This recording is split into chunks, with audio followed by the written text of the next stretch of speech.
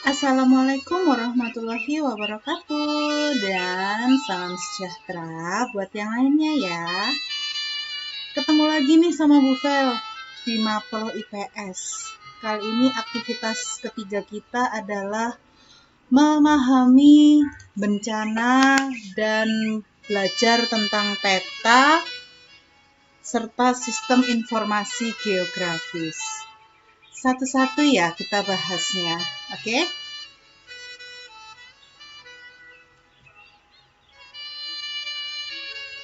Bencana.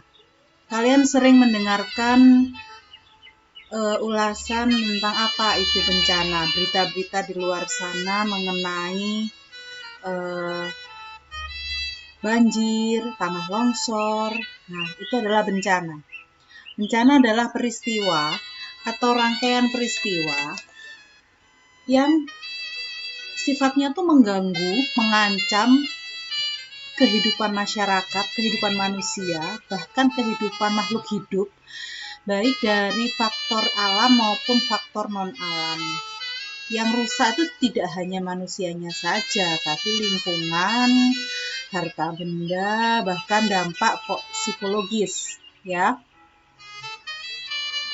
Berikut ini adalah beberapa penjelasan tentang bencana. Yang pertama, bencana alam. Ini disebabkan oleh alam. Contoh nih, tsunami, gempa bumi, gunung meletus, itu karena alamnya. Kemudian yang kedua, bencana non-alam. Ini yang diakibatkan karena non-alam. Apa aja contohnya? Misalnya seperti sekarang nih, pandemi COVID-19. Ini adalah salah satu contoh bencana non-alam. Bukan alam yang menyebabkan adanya COVID, ya kan? Bisa jadi karena ulah manusia atau karena memang ada virusnya gitu. Jadi bukan alam ya. Wabah penyakit, epidemi, pandemi itu adalah bencana non-alam. Sementara penjelasan yang ketiga itu adalah kegiatan pencegahan bencana, yaitu serangkaian kegiatan yang dilakukan sebagai upaya untuk menghilangkan atau mengurangi ancaman bencana. Itu ada dalam pasal 1 ayat 6. Kemudian yang ke 1, 2, 3, 4, kesiapsiagaan. Nih, serangkaian kegiatan yang dilakukan untuk mengantisipasi bencana melalui pengorganisasian yang dilakukan sebagai upaya untuk menghilangkan atau mengurangi ancaman bencana, ya.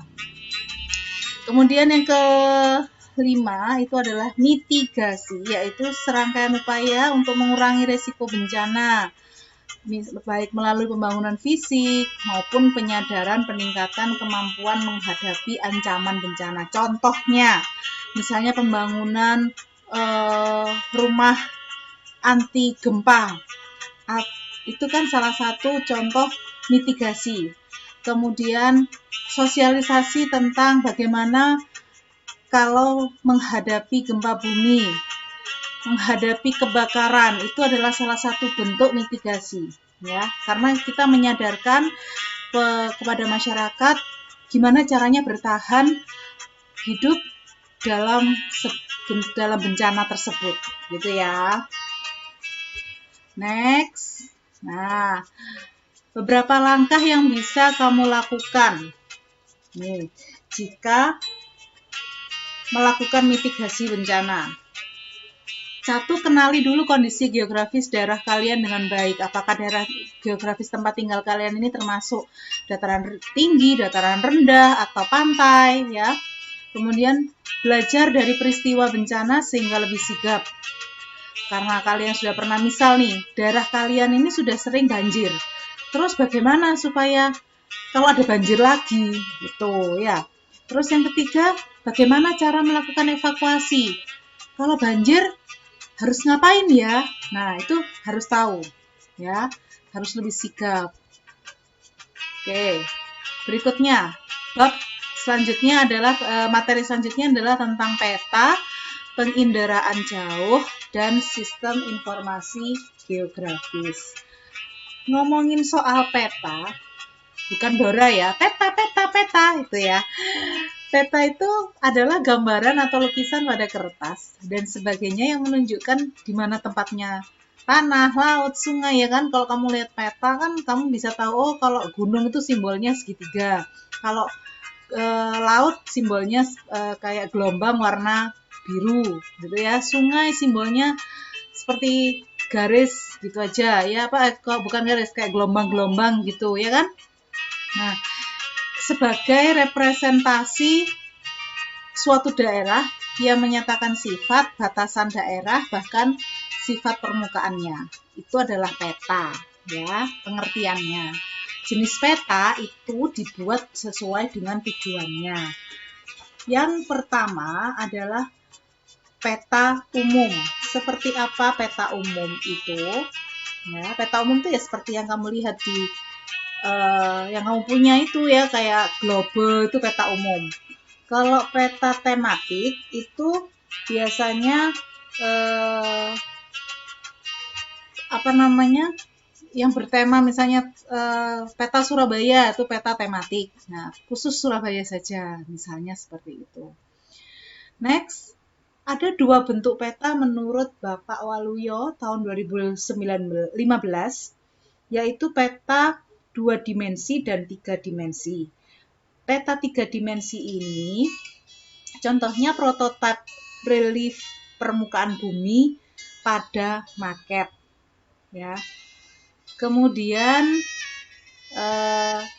peta selanjutnya adalah peta terestrial dan peta hasil penginderaan jauh melalui foto satelit ya.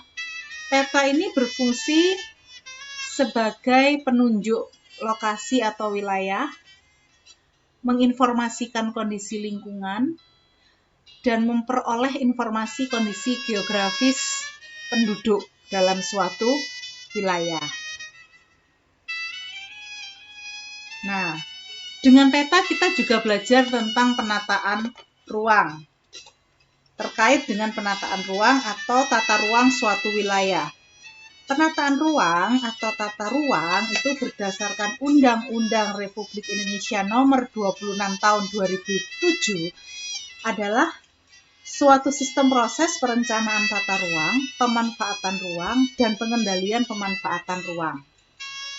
Ya, contohnya seperti ini. Kamu bisa mendapatkan informasi tentang tata ruang suatu daerah, misalnya mengenai ruang terbuka hijau atau RTH. Sesuai undang-undang, suatu kota harus memiliki RTH sebanyak 30% dari luas wilayah tersebut untuk taman kota, hutan kota, kawasan hijau di sekitar sungai, pemakaman, dan rel kereta api. Itu ya salah satunya bentuk penataan ruang. Penginderaan jauh. Ini adalah foto yang kalian lihat ini, sama seperti yang ada di modul, yaitu satelit. Ini foto satelit 8A2 yang dibuat oleh Lembaga Antariksa dan Lembaga Penerbangan dan Antariksa Nasional. Jadi 8 ini adalah singkatan Lembaga Antariksa Penerbangan dan Antariksa. Oke, salah saya kepencet. Kita balik dulu. 8. Lembaga Penerbangan Antariksa Nasional ya, yang diluncurkan pada September 2015. Ya, jadi ingat-ingat ya, 8 itu singkatannya Lembaga Penerbangan dan Antariksa Nasional. Nah, satelit ini dibuat seperti generasi sebelumnya, 8 CubeSat, yang memiliki fungsi untuk melakukan pengamatan bumi, pengamatan kapal, dan komunikasi radio. Ya, ini yang adalah informasi mengenai alat tersebut, yaitu bobotnya 78 kilo dan melintasi wilayah Indonesia sebanyak 14 kali dalam sehari. Dari satelit ini kita bisa tahu data tentang peristiwa di muka bumi Indonesia apabila terjadi banjir dan lain sebagainya ya. Nah, ini komponen dari sistem pengendaraan jarak jauh itu adalah sumber tenaga, atmosfer, objek, sensor, detektor, dan wahana. Nanti silahkan kalian baca lebih lanjut ya di buku. Ini adalah contoh atau sistem gambaran sistem pengendaraan jarak jauh. Contohnya seperti ini. Ini ya. Ini pengolahan datanya di sini, kemudian satelitnya itu di sini gitu ya. Kita bisa baca lebih lanjut di modul. Ini adalah fungsi dan lanjutan dari hasil pengendaraan jarak jauh itu seperti apa. Kemudian manfaatnya seperti apa ya? Bisa tahu tentang kondisi permukaan bumi, menggambarkan muka bumi dalam bentuk bentang alam ya. Nah, selanjutnya yang ketiga adalah SIG atau Sistem Informasi Geografis, yaitu suatu komponen yang terdiri atas perangkat keras, perangkat lunak, data geografis, dan sumber daya manusia yang bekerja sama dengan secara efektif untuk menangkap, menyimpan, memperbaiki, memperbaharui data dalam suatu wilayah atau suatu informasi berbasis geografis. Ini contoh pengaplikasian SIG. Nah, selanjutnya kalian bisa sambil dibuka modulnya itu ada di halaman 245 sampai dengan halaman 259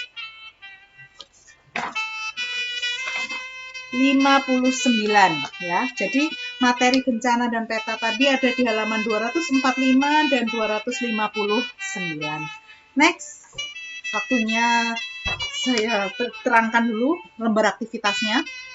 Kerjakan secara mandiri, kemudian tulis di buku tulis untuk nomor 1 dan nomor 2. Nomor 3, ini ada 2 pilihan. Gambarnya bisa kamu lampirkan dengan foto terpisah, di-download kemudian dilampirkan, atau mau kamu print dan ditempelkan di buku tulis lalu diberi keterangan. Jadi nomor 3 ini kan mencari contoh bentuk peta. Peta tadi kan macam-macam, ada peta umum, peta tematik, terestrial, peta 2 dimensi ya. Kamu bisa mencari salah satu saja, pilih satu saja bentuk peta, kemudian kamu memberikan penjelasan, itu peta apa, ya. Kemudian gambarnya bisa di screenshot saja, kemudian dilampirkan bareng foto buku catatanmu yang sudah menjawab nomor 1 dan nomor 2, atau di print lalu ditempelkan di buku, terus bukunya difoto ya. Oke, semoga paham ya penjelasan saya. Nanti kita bahas melalui grup WA ya setelah itu ya. Oke anak-anak, semangat belajar dan semoga selalu sehat dan tidak bosan pada keadaan, tapi selalu bersyukur dalam keadaan apapun. Wassalamualaikum warahmatullahi wabarakatuh. Salam sejahtera semuanya.